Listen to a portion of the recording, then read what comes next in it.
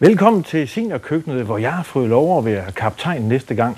Og jeg skal være kaptajn for, ja, jeg har jo fået besøg her i studiet af to tidligere lærere fra Slagteriskolen i Roskilde, Henning Fur og Preben Nielsen.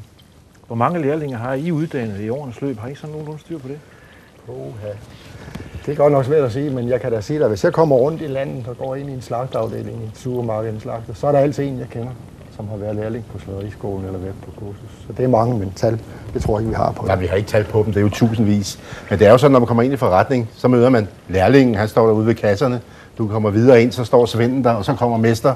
Så opdager man, hvor gammel man i grunden er blevet, for man har haft dem alle sammen på skolen. Ja, det er det. Preben, jeg skal lige høre dig, inden vi går i gang, eller Henning skal til at fortælle os noget om, hvad vi skal lave. Ja.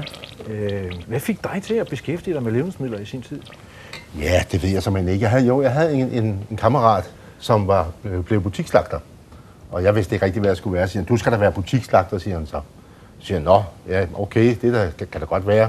Vi må da se, om vi kan finde lærepladser og så videre. Og da min far havde hønseri og kørte og solgte æg fra det her hønseri, så kom han jo rundt til Ismar og slagter og så videre og så videre. Og på den måde, så skaffede han mig en læreplads, og så gik det slag i slag.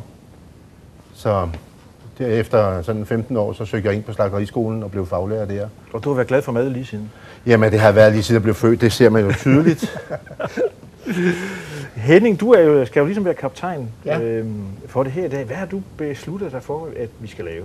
Vi skal lave en meget nem hverdagsret, som vi løfter en lille smule op til noget, der er lidt mere end bare en hverdagsret. Og den hedder tunesisk lammegryde, og jeg har købt noget lammekød. Og her er det jo ikke som den, vi normalt finder i supermarkederne, køller og borge og ryg, som koster det hvide øjne. Det er det lidt billigere lammekød fra forkødet og så videre, vi kan bruge her og få lavet en god ret ud af det.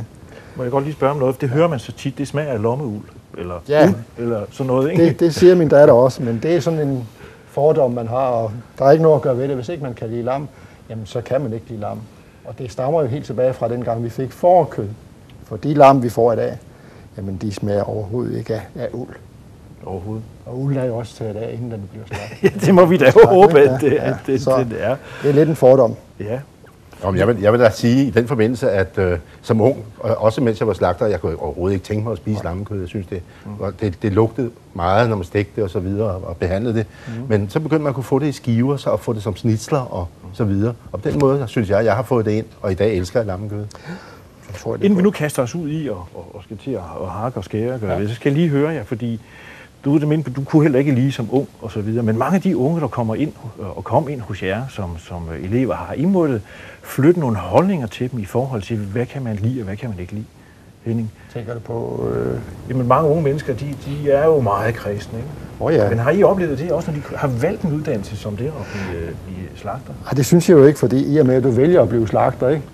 Så er du ligesom nødt til at tage det, som det nu er, ikke? Altså kød, og få et forhold til det, ikke? At få en god kvalitet og give dem noget kvalitetssans for så videre, ikke? Så det synes jeg ikke har været noget problem.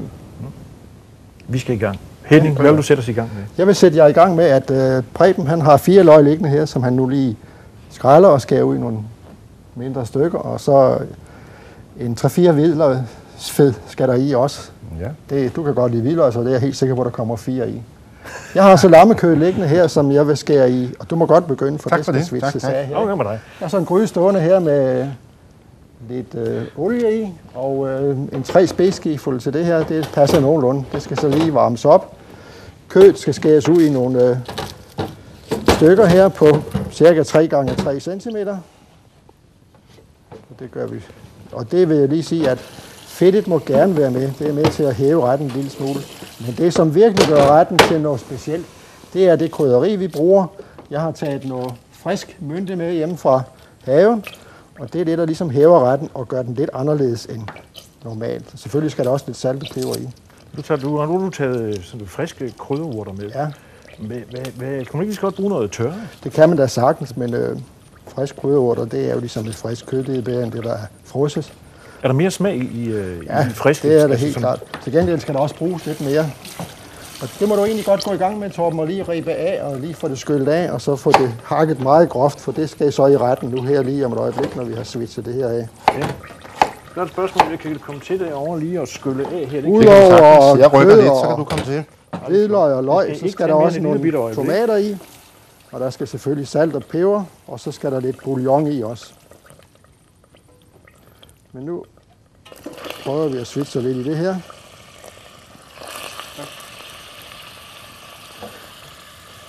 Og opskriften her, den er beregnet til 6 personer cirka.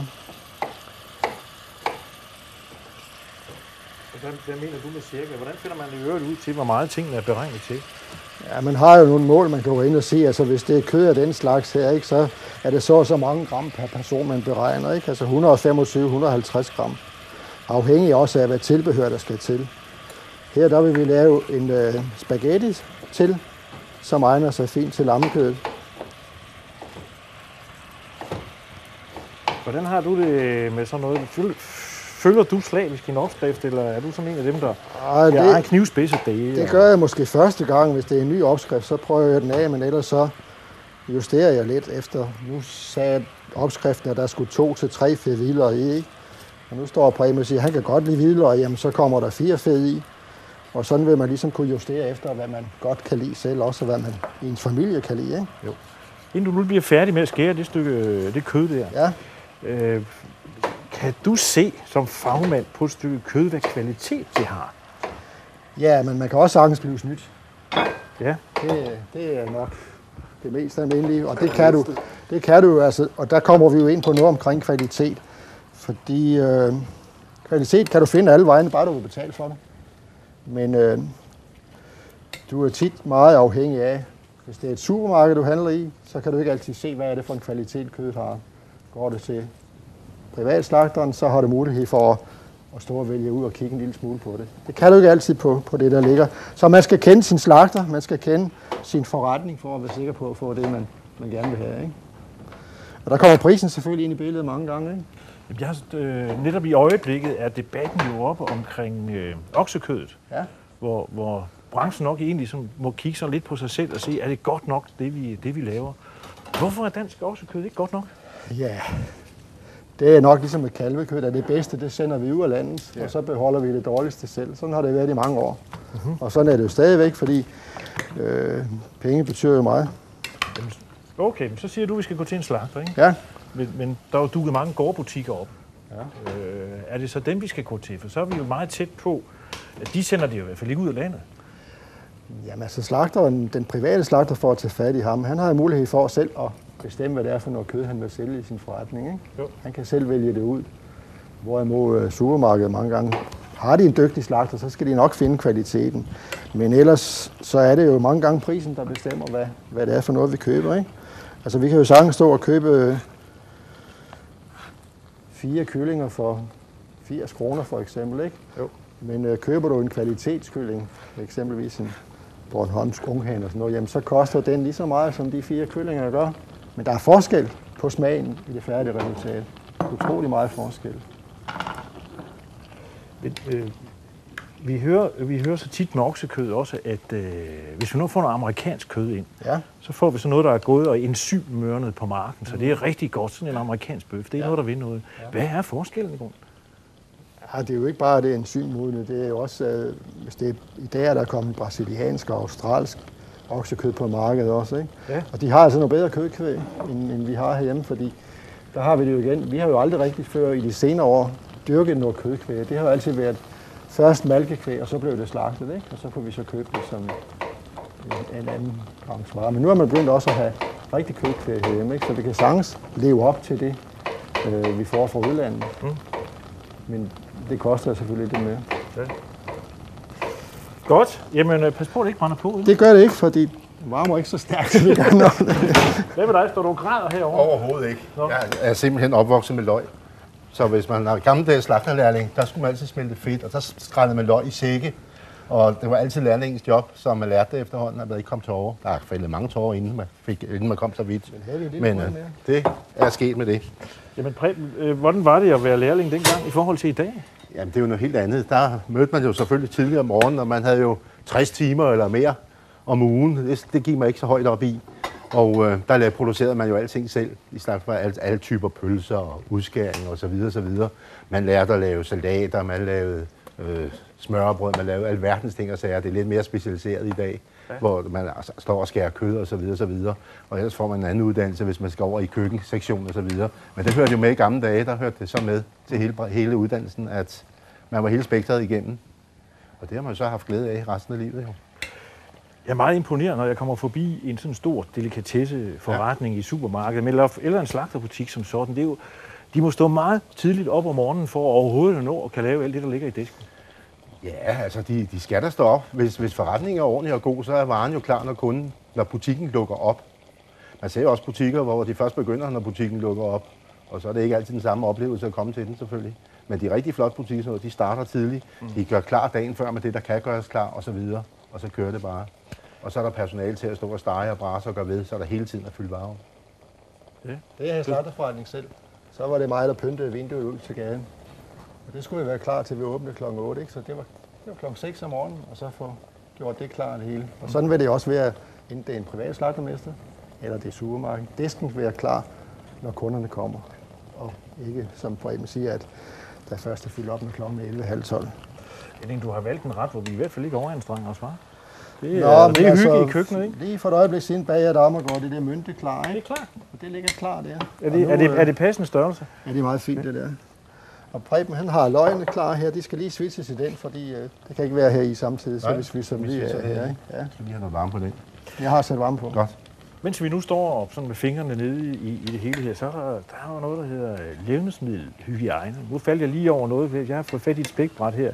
Ja. Der er faktisk sådan en, jeg ved ikke, man kan se det på billedet, der er en revne ned i. Må der være det, Preben? Ja, må. I et privat køkken må der være hvad som helst, men det er jo ikke særlig sundt for hygiejnen, for det er utrolig svært at gøre rent ned med sådan en der. Render kødsaft ned, så måske fordærver, og bakterierne trives godt i det. Ja. Og så kommer der over på det næste kød, som måske ligger lidt, og så risikerer vi at blive syge af forskellige bakterier. Hvad er den største synder overhovedet til at få det dårligt, efter man har spist noget mad? Hvad er den værste synder i madhygiejne? Ja, altså, nogen vil sige, at det er svært, at man har spist for meget, ikke? Hvis maden er for god. Men den store synder, det er i hvert fald karkluden. Ja. En karklud. Nu er vi så heldige at ikke have nogen her. Gud skal lov for det. Vi kan jo bare, når der ligger en karklud sådan en dag på køkkenbordet, prøve at lugte til den. Så fortæller den alt. For man bliver ved at tørre alt muligt om med den. Det kan godt være, at man skyller den, men bakterierne de formerer sig utrolig godt i det. Det er også sådan en ting som det her. Og også, kødsaft, ikke? Kødsaft, og så bagefter stå og ordne grøntsager på det samme. Det går ikke. Man skal altså have forskelligt til grøntsagerne, som vi har brugt, og det andet til kødet, ikke? Lige præcis. Og så skal det jo både værktøj, man har brugt, og sådan noget som det her, skal vaskes grundigt af bagefter, ikke? Og så er det håndvask. Håndvask, man kan næsten ikke vaske hænder for tit. Også mens man laver mad, så hen og vaske hænder, som man har rørt ved et eller andet. Nu er jeg stået og ordnet løg derhenne, jamen så må jeg lige vaske hænder bagefter. Og inden jeg rører ved noget kød for eksempel. Gjorde du det? Ja, det gjorde jeg også. Og lige skylle sine ting af, så det er klar, ikke? Men det er også noget med jordbakterier at gøre, vi ikke vil have over på, og over i kødsaften. Jeg skulle lige at tænke på det, ikke? Nu har jeg har skyllet de her, ikke? Men de har jo været, skal vi sige, nærheden af jorden, ikke? Ja. Men de kommer op i retten, og jeg synes tit, vi hører det specielt om persille, at når vi har kommet persille i en ret, så må vi ikke spise den dagen efter. Ja, du må ikke varme det op dagen efter. Man må ikke varme det op dagen efter. Du må ikke, det skal helst spises samme dag, som det er lavet, når der er persille i. Så det er noget med at dosere rigtigt? Og det er noget med nogle jordbakterier. Det er noget med jordbakterierne. Sådan en persillesauce, den står ikke og koger, og det for øvrigt, så dør jordbakterierne ikke ved almindelig kogning. De skal op på under tryk ved 120 grader i længere tid. Og persille er netop noget af det, der indeholder mange jordbakterier, fordi der er så mange kroge og så videre. Selvom man skyller det grundigt, ikke? Ja. Så kan du ikke få alt ud. Nej, okay. Du kan ikke se det, der er med det blotte øje altid, men det er der. Så der er jo en anden grund til, at I også lige er her i dag, fordi det er ikke kun for at lave mad her.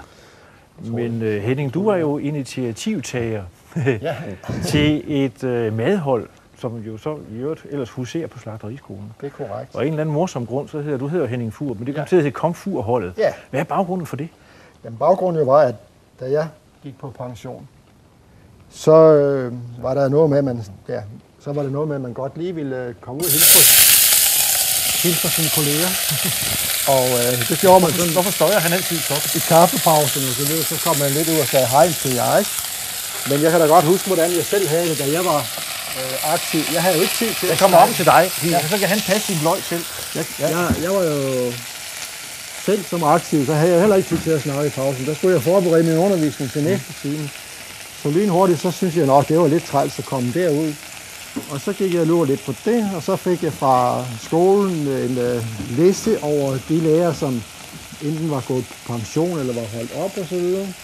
Og så valgte jeg en lille kreds ud, som jeg har haft med at gøre, og skrev et brev til dem og sagde, kunne I tænke jer, at vi mødes en gang imellem og lave lidt mad sammen, og ellers har det socialt at få snakket lidt om den arbejdsplads, som vi har haft igennem mange år. Ikke? Mm. Det var sådan set starten på det, og så fik jeg så et køkkenstil til rådighed på skolen, hvor vi så mødes som regel en gang om måneden og laver lidt mad sammen og hygger os lidt, drikker et glas vin. Er det ikke imponerende, at når de mennesker nu har undervist og haft med mad at gøre i så mange år, at de så når de går på efterløn, så ikke siger, nej, det gider vi altså ikke mere? Nej, jeg har kun et tilfælde, og det er jo ikke slagter alle sammen, der kommer her. Vi har blandt andet en konditor, som ikke har lavet mad og så videre, og da han gik på pension, så sagde han, jeg har aldrig nogensinde haft fingrene i mel mere. Det har jeg haft nok af. Mm-hmm. Men alligevel lokker vi ham en gang imellem til at lave nogle flyt eller sådan noget uden problemer. Ikke?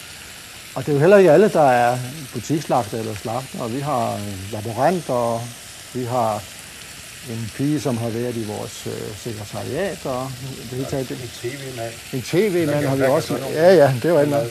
Så vi mødes altså lige så meget på det sociale. Ikke? Og vi skal se, hvordan det egentlig foregår, fordi vi har været på besøg med kameraet her i foråret. Det var faktisk det sidste arrangement, der var lige inden sommerferien. Ja.